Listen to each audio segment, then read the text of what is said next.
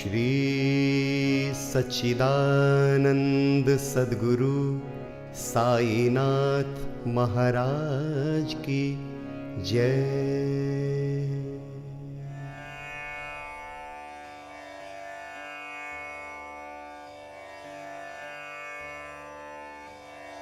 श्री साईं सचरित्र अध्याय 14।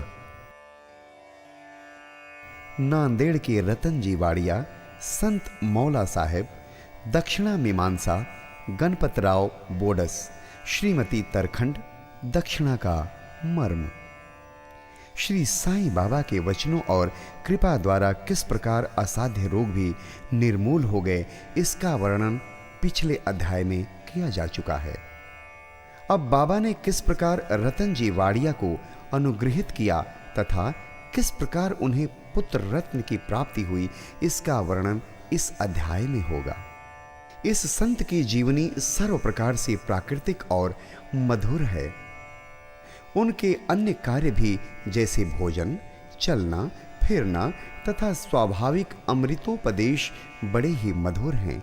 वे आनंद के अवतार हैं। इस परम आनंद का उन्होंने अपने भक्तों को भी रसास्वादन कराया और इसलिए उन्हें उनकी चिर स्मृति बनी रही। भिन्न भिन्न प्रकार के कर्म और कर्तव्यों की अनेक कथाएं भक्तों को उनके द्वारा प्राप्त हुई, जिससे वे सत्व मार्ग का अवलंबन कर सके।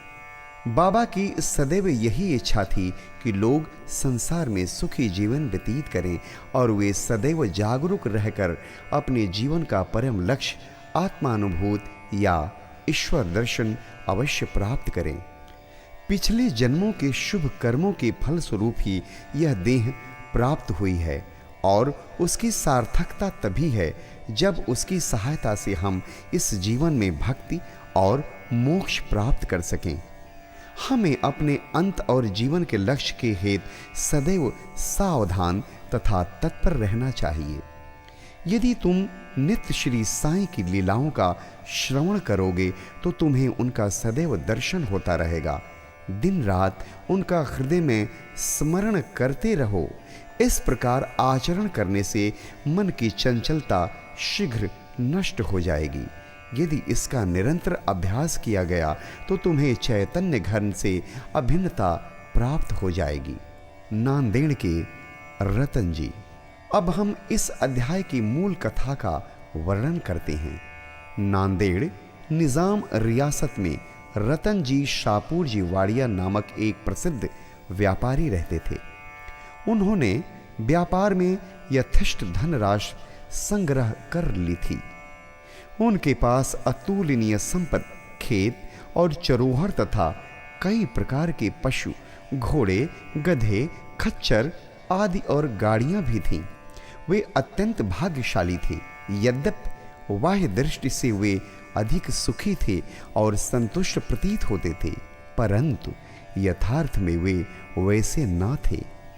विधाता की रचना कुछ ऐसे विचित्र है कि इस संसार में पूर्ण सुखी कोई नहीं और धनाढ्य रतन जी भी इसके अपवाद न थे। वे परोपकारी तथा दानशील थे। वे दीनों को भोजन और वस्त्र वितरण करते तथा सभी लोगों की अनेक प्रकार से सहायता किया करते थे। उन्हें लोग अत्यंत सुखी समझते थे, किंतु दीर्घकाल तक संतान न होने के कारण उनके हृदय में संताप अधिक था। जिस प्रकार प्रेम तथा भक्ति रहित कीर्तन, वाद्य रहित संगीत, यज्ञोपवीत रहित ब्राह्मण, व्यावहारिक ज्ञान रहित कलाकार, पश्चाताप रहित तीर्थ यात्रा और कंठमाला मंगलसूत्र रहित अलंकार उत्तम प्रतीत नहीं होते, उसी प्रकार संतान रहित गृहस्थ का घर भी सूना ही रहता है। रतन जी सदैव इसी चिंता में निमग्न रहते थे। वे मन ही मन कहते, क्या ईश्वर की मुझ पर कभी दया न होगी? क्या मुझे कभी पुत्र की प्राप्ति न होगी? इसके लिए वे सदैव उदास रहते थे। उन्हें भोजन से भी अरुचि हो गई। पुत्र की प्राप्ति कब होगी, यही चिंता उन्हें सदैव घेरे रहती थी।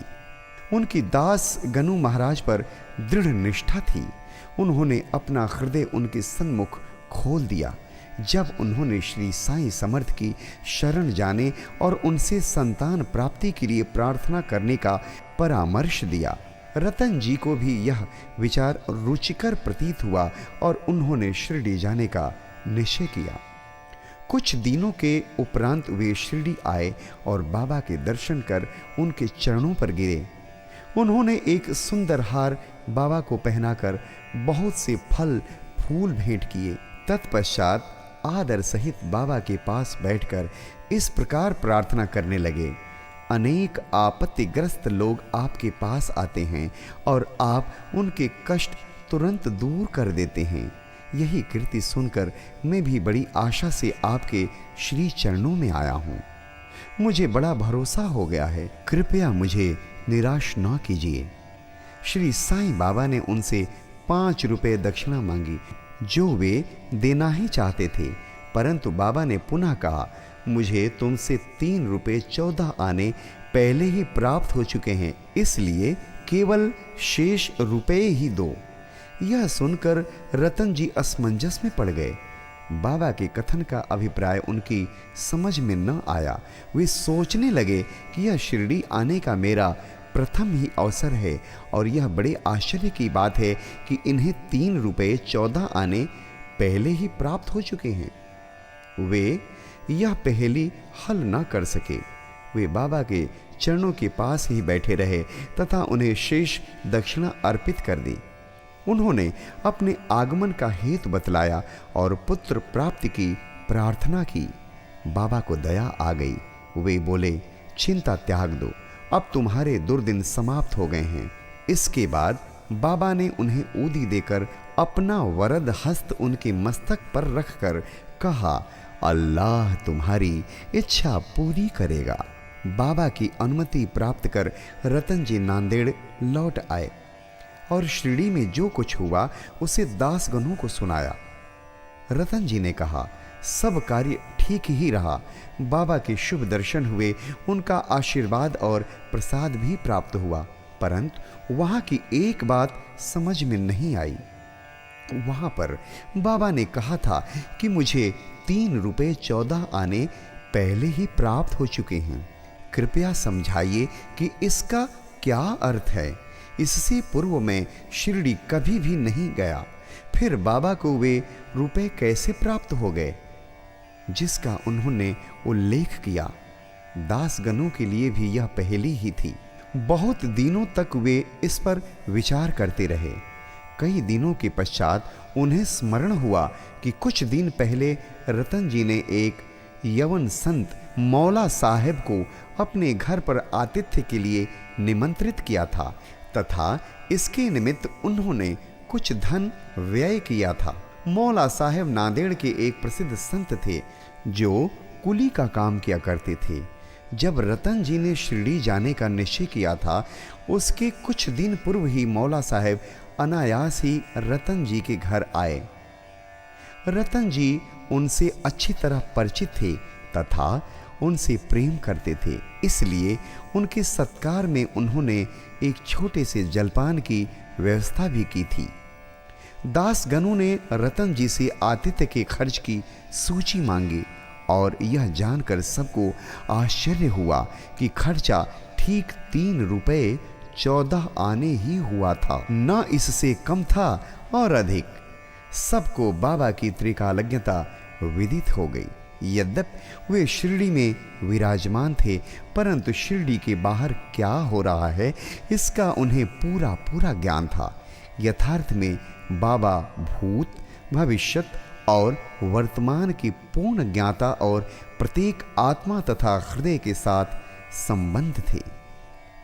अन्यथा मौला साहेब के स्वागतार्थ खर्च की गई रकम बाबा को कैसे विदित हो सकती थी। रतन जी इस उत्तर से संतुष्ट हो गए और उनकी साईं चरणों में प्रगाढ़ प्रीति हो गई। उपयुक्त समय पर उनके यहाँ एक पुत्र का जन्म हुआ, जिससे उनके हर्ष का पारावार न रहा। कहते हैं कि उनके यहाँ 12 संतानें हुईं, जिनमें से केवल 4 शेष रहीं। इस अध्याय के नीचे लिखा है कि बाबा ने राव बहादुर हरि विनायक साठे को उनकी पहली पत्नी की मृत्यु के पश्चात दूसरा विवाह पर पुत्र रत्न की प्राप्ति बतलाई। राव बहादुर साठे ने द्वितीय विवाह किया। प्रथम 2 कन्याएं हुईं, जिससे वे बड़े निराश हुए, परंतु तृतीय बार पुत्र प्राप्त हुआ। इस तरह बाबा के वचन सत्य निकले और वे संतुष्ट हो गए। दक्षिणा मीमांसा। दक्षिणा के संबंध में कुछ अन्य बातों का निरूपण कर हम यह अध्याय समाप्त करेंगे। यह तो विदित ही है कि जो लोग बाबा के दर्शन को आते थे उनसे बाबा दक्षिणा लिया करते थे। यहाँ किसी को भी शंका उत्पन्न हो सकती है कि जब बाबा फकीर और पूर्ण विरक्त थे तो क्या उनका इस प्रकार दक्षिणा ग्रहण करना और कांचन को महत्व देना उचित था? अब इस प्रश्न पर हम विस्तृत रूप से विचार करेंगे। बहुत काल तक बाबा भक्तों से कुछ भी स्वीकार नहीं करते थे।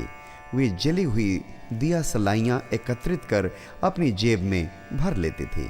चाहे भक्त हो या और कोई, वे कभी किसी से कुछ भी नहीं मांगते थे। यदि किसी ने उनके सामने एक पैसा रख दिया तो वे उसे स्वीकार करके उससे तंबाकू अथवा तेल आदि खरीद लिया करते थे। वे प्रायः बीड़ी या चीलम पिया करते थे। कुछ लोगों ने सोचा कि बिना कुछ भेंट किए संतों का दर्शन उचित नहीं है, इसलिए वे बाबा के सामने पैसे रखने लगे। यदि 1 पैसा होता तो वे उसे जेब में रख लेते, और यदि 2 पैसे हुए तो तुरंत उसमें से 1 पैसा वापस कर देते थे। जब बाबा की कृति दूर दूर तक फैली और लोगों के झुंड बाबा के दर्शनार्थ आने लगे, तब बाबा ने उनसे दक्षिणा लेना आरंभ कर दिया। श्रुति कहती है कि स्वर्ण मुद्रा के अभाव में भगवत पूजन भी अपूर्ण है। अतः जब ईश्वर पूजन में मुद्रा आवश्यक है तो फिर संत पूजन में क्यों न हो? इसलिए शास्त्रों में कहा है कि ईश्वर, राजा, संत या गुरु के दर्शन अपनी सामर्थ्यानुसार बिना कुछ अर्पण किए कभी न करना चाहिए। उन्हें क्या भेंट दी जाए, अधिकतर मुद्रा या धन? इस संबंध में उपनिषदों में वर्णित नियमों का अवलोकन करें। बृहदारण्यक उपनिषद में बतलाया गया है कि दक्ष प्रजापति ने देवता, मनुष्य और राक्षसों के सामने एक अक्षर द का उच्चारण किया। देवताओं ने इसका अर्थ लगाया कि उन्हें दम अर्थात आत्मनियंत्रण का अभ्यास करना चाहिए। मनुष्यों ने समझा कि उन्हें दान का अभ्यास करना चाहिए, तथा राक्षसों ने सोचा कि हमें दया का अभ्यास करना चाहिए। मनुष्यों को दान की सलाह दी गई है। तैत्तिरीय उपनिषद में दान व अन्य सत्व गुणों को अभ्यास में लाने की बात कही गई है। दान के संबंध में लिखा है, विश्वास पूर्वक दान करो, उसके बिना दान व्यर्थ है। उदार हृदय तथा विनम्र बनकर आदर और सहानुभूति पूर्वक दान करो। भक्तों को कांचन त्याग का पाठ पढ़ाने तथा उनकी आसक्ति दूर करने और चित्त शुद्ध कराने के लिए ही बाबा सबसे दक्षिणा लिया करते थे। परंतु उनकी एक विशेषता भी थी। बाबा कहा करते थे कि जो कुछ भी मैं स्वीकार करता हूँ मुझे उसे 100 गुना से अधिक वापस करना पड़ता है। इसके अनेक प्रमाण हैं। पहला, एक घटना। श्री गणपतराव बोडस प्रसिद्ध कलाकार अपनी आत्मकथा में लिखते हैं कि बाबा के बार बार आग्रह करने पर उन्होंने अपने रुपयों की थैली उनके सामने उड़ेल दी। श्री बोडस लिखते हैं कि इसका परिणाम यह हुआ कि जीवन में फिर उन्हें धन का अभाव कभी न हुआ तथा प्रचुर मात्रा में लाभ ही होता रहा। इसका एक भिन्न अर्थ भी है। अनेकों बार बाबा ने किसी प्रकार की दक्षिणा स्वीकार भी नहीं की। इसके 2 उदाहरण हैं। बाबा ने प्रोफेसर C.K. नारके से 15 रुपए दक्षिणा मांगी। वे प्रत्युत्तर में बोले कि मेरे पास तो 1 पाई नहीं है। तब बाबा ने कहा, मैं जानता हूँ तुम्हारे पास कोई द्रव्य नहीं है, परंतु तुम योग वशिष्ठ का अध्ययन तो करते हो, उसमें से ही दक्षिणा दो। यहाँ दक्षिणा का अर्थ है पुस्तक से शिक्षा ग्रहण कर हृदयंगम करना, जो कि बाबा का निवास स्थान है। दूसरा, एक दूसरी घटना में उन्होंने एक महिला श्रीमती R.A. तरखंड से 6 रुपए दक्षिणा मांगी। महिला बहुत दुखी हुई क्योंकि उनके पास देने को कुछ भी न था। उनके पति ने उन्हें समझाया कि बाबा का अर्थ तो षड रिपुओं से है, जिन्हें बाबा को समर्पित कर देना चाहिए। बाबा इस अर्थ से सहमत हो गए। यह ध्यान देने योग्य है कि बाबा के पास दक्षिणा के रूप में बहुत सा द्रव्य एकत्रित हो जाता था। सब द्रव्य वे उसी दिन व्यय कर देते और दूसरे दिन फिर सदैव की भांति निर्धन बन जाते थे। जब उन्होंने महासमाधि ली तो 10 वर्ष तक हजारों रुपया दक्षिणा मिलने पर भी उनके पास स्वल्प राशि ही शेष थी। संक्षेप में दक्षिणा लेने का मुख्य ध्येय तो भक्तों को केवल शुद्धिकरण का पाठ ही सिखाना था। दक्षिणा का मर्म। ठाणे के श्री वीवी देव सेवानिवृत्त प्रांत मामलतदार, जो बाबा के परम भक्त थे, ने इस विषय पर एक लेख साई लीला पत्रिका भाग 7 पृष्ठ 623 अन्य विषयों सहित प्रकाशित किया है, जो निम्न प्रकार है। बाबा प्रत्येक से दक्षिणा नहीं लेते थे। यदि बाबा के बिना मांगे किसी ने दक्षिणा भेंट की तो वे कभी तो स्वीकार कर लेते और कभी अस्वीकार भी कर देते थे। वे केवल भक्तों से ही कुछ मांग करते थे। उन्होंने उन लोगों से कभी कुछ न मांगा जो सोचते थे कि बाबा के मांगने पर ही दक्षिणा देंगे। यदि किसी ने उनकी इच्छा के विरुद्ध दक्षिणा दे दी तो वे वहां से उसे उठाने को कह देते थे। स्त्री और बालकों से भी वे दक्षिणा ले लेते थे।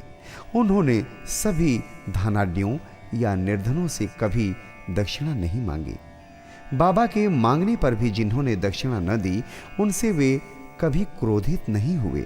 यदि किसी मित्र द्वारा उन्हें दक्षिणा भिजवाई गई होती और उसका उसे स्मरण न रहता तो बाबा किसी न किसी प्रकार उसे स्मरण कराकर वह दक्षिणा ले लेते थे। कुछ अवसरों पर वे दक्षिणा की राशि में से कुछ अंश लौटा भी देते और देने वालों को संभाल कर रखने या पूजन में रखने के लिए कह देते थे। इससे दाता या भक्त को बहुत लाभ पहुंचता था। यदि किसी ने अपनी इच्छित राशि से अधिक भेंट की तो वे वह अधिक राशि लौटा देते थे। किसी किसी से तो वे उसकी इच्छित राशि से भी अधिक मांग कर बैठते थे और यदि उसके पास नहीं होती तो दूसरे से उधार लेने या दूसरों से मांगने को भी कहते थे। किसी किसी से तो दिन में 3-4 बार दक्षिणा मांगा करते थे। दक्षिणा में एकत्रित राशि में से बाबा अपने लिए बहुत थोड़ा खर्च किया करते थे, जैसे चीलम पीने की तंबाकू और धोने के लिए लकड़ियां मोल लेने के लिए आदि। शेष अन्य व्यक्तियों को विभिन्न राशियों में से भिक्षा स्वरूप दे देते थे। शिरडी संस्थान की समस्त सामग्रियां राधा कृष्ण माई की प्रेरणा से ही धनी भक्तों ने एकत्र की थीं। अधिक मूल्य वाले पदार्थ लाने वालों से बाबा अति क्रोधित हो जाते और अपशब्द कहने लगते थे। उन्होंने श्री नाना साहेब चांदोरकर से कहा कि मेरी संपत्ति केवल एक कौपीन और टमरेल है। लोग बिना कारण ही मूल्यवान पदार्थ लाकर मुझे दुखित करते हैं।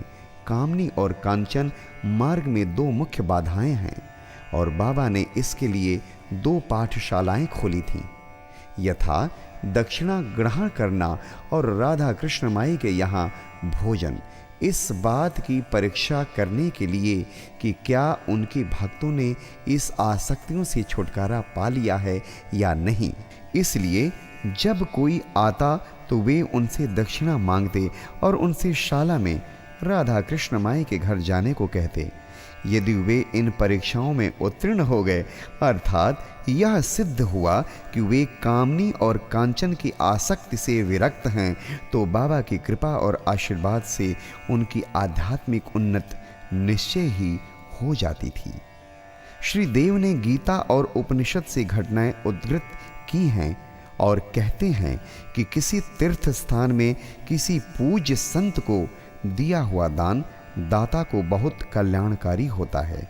शिरडी और शिरडी के प्रमुख देवता साईं बाबा से पवित्र और है ही क्या। श्री सद्गुरु साईनाथार्पणमस्तु। शुभम भवतु।